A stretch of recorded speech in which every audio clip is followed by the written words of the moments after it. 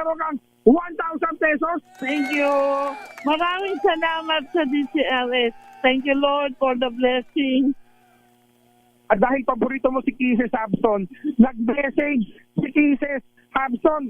Eto, meron pa pinadadagdag isa pang 1,000 pesos. Salamat. Salamat, maraming salamat sa inyo sa lahat ng staff ng DCLS. Maraming salamat, Nanay Red, sa inyong patuloy na pagtangkilik. Ano na? Tama-tama po pang New Year namin, Martina. Pang New Year nyo na yan. Opo. Oo, naku, ang importante magkasama ngayong bagong taon. Opo. Gusto ko kukunin ko na huli yung 2,000 kasi importante na magkasama. Hindi, kailangan may pandi niyang pamilya, siyempre. Ayan, Oo naman, kahit paano. bigyan na natin ng mini component si Nanay. Oh, Nanay, kapag nasagot mo yung ating word of the day, meron kang additional na Diesel H mini component. Oh, thank you very much. Talagang sobrang swerte ko naman nakasalubong ko kayo. Ano po yung ating word of the day? Nefarious. Nefarious sa Tagalog ay kasuklam-suklam. Gaya ng non-limitang hirenong ilabas ni Dr. Cerza dito noong panahon ng mga Kastila, ang turing dito kasuklam-suklam na nobela. Yan, ngayon ginugunita natin ng ika-129 na taong anibersaryo ng kabayanihan ni Gat Jose Rizal. Yes, tama. Dahil dyan, meron kang Diesel H mini component at siyempre meron pa kasamang Diesel H t-shirt at ang siksik liglig umaapaw na Medianoche basket ng Diesel H at ang pinakamalaki, pinakamapula, pinakamabango, ang pinakabago, ang Pride with Fabric Conditioner Korean Strawberry Bloom Detergent Powder with Stain Away Formula. 2 kilo yan para sa iyo, Nanay, magiging Koreana ka na. Ay, gamit ko yung Pride na white. At talaga po. Oo. Try nyo na rin tong yung bago ng Pride Detergent. Oo, ngayon ko lang nalaman, ganyan pala. Oo, at dahil, Nanay, ikaw is stroke patient. Opo. Kailan kayo na-stroke po? Naku, yung ano po, 2003. 2003 ng November. 2003 at ngayon maganda yung recovery ninyo. Opo. Nasiga po ako para sa anak ko makalakad. Kasi kawawa naman kung nakahiga lang ako. Mm-hmm. Talagang sinikap nyo na maka-recover. At ngayon, tignan mo naman, kayo pa ang namamalengke. Opo. Ang namamalengke nyo sa Kaletong dahil dyan, Nanay. Eto, meron ka pang dagdag na 1,000 pesos.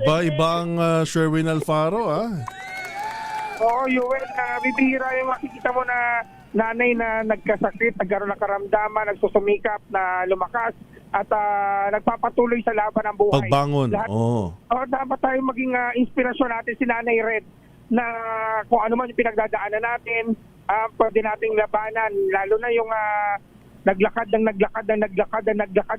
hanggang nakarating ng Pangasinan. Naisingit mo pa. Maraming salamat sa iyo. Maraming salamat po sa lahat ng DCIS staff at sa lahat po nung nagbigay sa akin ng tulong. Maraming po salamat.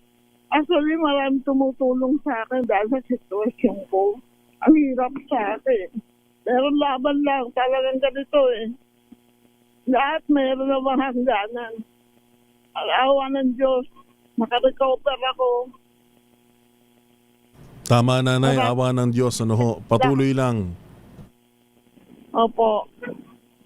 Yan ako, si Nanay Red, kaiyak ang kwento ngayong umaga. Ang aga-aga nakaiyak. Dahil dyan, Nanay Red, maraming salamat sa iyo sa patuloy na pagtutok sa DZRH. At tuwa ako, may radyo na ako kasi sa cellphone lang ako madalas nakikinig. Makakapakinig na rin po kayo ng drama. Basta meron lang akong mapakinggan DCRH. Ever since buhay pa mga magulang ko, DCRH sa kami. Ako, maraming salamat po, Nanay Red. At syempre, sa mga nais manalo ng 1,000 pesos sa akin tumutok sa DZRH, bakit nasusunod nating winner sa DZRH Pasko Panalo Promo kasama ang Pride Detergent. Aris number 6, Sherwin Bata Alfaro, DZRH. Nasa Pilipinas. Maraming salamat pala sa, ano pangalan ng tindahan na to? Luisa. Ayan, Luisa Carinderia na aming pinestuan pansamantala dahil si Nanay Red galing nga dito sa may area ng palengke para mabigyan natin ng papremyo. Aris number 6, Sherwin Bata Alfaro, DZRH. Una sa Pilipinas, una sa Pilipino. Maganda umaga, Pilipinas! Maraming salamat Sherwin Alfaro at kay Nanay Red na namamalengke sa Kalentong Market sa Mandaluyong. Isang minuto bago ho mag-alas 6, missing bride-to-be na si Shera De Juan nakabalik na sa kanilang bahay sa Quezon City. Alamin natin ang update mula kay RH5 Val Gonzalez. Val. Magandang balita ito, Kuya Yoel, dahil bago ang masayang pagsalubong ng 2026 sa wakas. Matapos ang napakatagal na 20 araw ay nakarating na sa kanilang bahay sa Quezon City ang nawawalang si Shera De Juan. Kasamang mga operatiba ng Quezon City Police District ay sinundo ng kanyang kasintahang si Mark R.G. Reyes at kapatid na lalaki ni Shera sa Season, Pangasinan. Ayon sa Public Information Office ng QCPD, sinalubong si Shera ng kanyang mga kapitbahay, kaanak at mga kaibigan na nagtiyagang maghintay ng ilang oras mula nang makatanggap ng report na nakita na ito sa bayan ng Season kahapon. Hindi na humarap pa sa media si Shera sa pakiusap na rin ng kanyang hindi na humarap sa media itong si Shera sa pakiusap na rin ng kanyang pamilya. Ayon sa kanyang nobyo na si Mark, nasa state of trauma pa si Shera kaya hindi na niya muna tinatanong kung paano siya nakarating sa Pangasinan. Pero sa unang video na inilabas ng QCPD kahapon, sinabi ni Shera na naglakad-lakad lamang siya at hindi pa malinaw kung ito ay mula Quezon City hanggang sa lalawigan ng Pangasinan. Matatandaang misteryosong nawala si De Juan noong Disyembre 10, 4 na araw bago ang kanilang kasal sana ng kanyang fiancé na si Mark noong Disyembre 14. Ako si Val Gonzalez, DZRH, una sa Pilipinas, una sa Pilipino. Maraming salamat Val. Habol natin ang ating showbiz report. Carla Abellana, hindi nga ba inimbita sa kasal ang kanyang ama? Alamin natin ang showbiz report mula kay Tita Gorgie Rula. Tita Gorgie. Hindi pala imbitado si Ray P.J. Abellana sa kasal ng kanyang anak na si Carla Abellana at ni Dr. Reginald Santos. Ginanap ang kasal nila sa isang events place sa Tagaytay noong Sabado, December 27 at limitado lamang ang mga imbitado. Ang ina ni Carla na si Rhea Reyes ang unang nag-post sa Instagram ng kasal at kapansin-pansin daw na wala ang amang si Ray P.J. Abellana. Kaya tinext ko ang veteran actor kung imbitado nga ba siya at sumagot lang siyang no po. Hiningan ko rin siya ng mensahe sa bagong kasal lalo na kay Carla. Ang text sa amin ni PJ ay, I feel worried for them and I wish they will acknowledge the righteous ways of God to make them realize what is right and wrong for them to avoid bad luck. End of quote. Hiningan ko ng paliwanag si PJ kung ano ang ibig niyang sabihin sa mensaheng iyon pero hindi na siya sumagot. Nagkaroon kasi ng hidwaan ng mag-ama nang pumutok ang balitang hiwalayan ni Carla at Tom Rodriguez. Si Ray kasi ang unang nagsalita tungkol doon.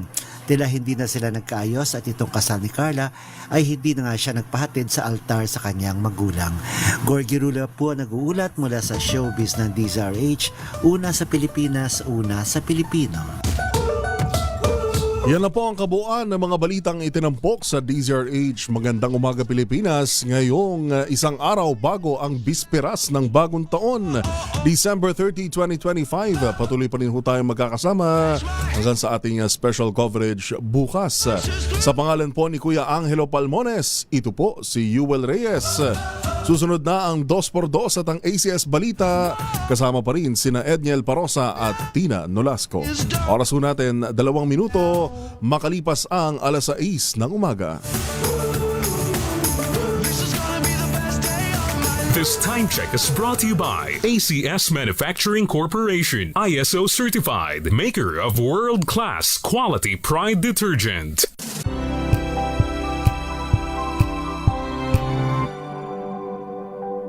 Sa lahat ng bagay, simula pa lang, siguraduhin max protection na. Kasi pag kulang ang proteksyon, baka madaling masira. Sa ngipin, dapat may max protection din. Max sa alaga ng unique toothpaste. With Max Protect Formula, help stop cavities before they start. while keeping breath fresh.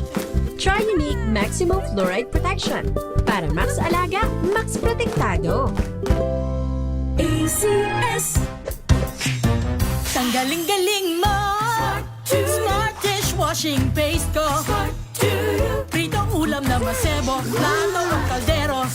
Tanggaling for everyday. Ganyan, pag smart ang dishwashing paste, may double tanggaling formula. Tanggal ang sebo, tanggal ang bakterya. Pahit para walang pahit. Linis fantastic sa metal at plastic. Number 1 ko to. Tanggaling-galing mo. Smart dishwashing paste. ACS. May nagbago. May arte. May budget. Akala nyo lang yon. So solid. White Rose Papaya.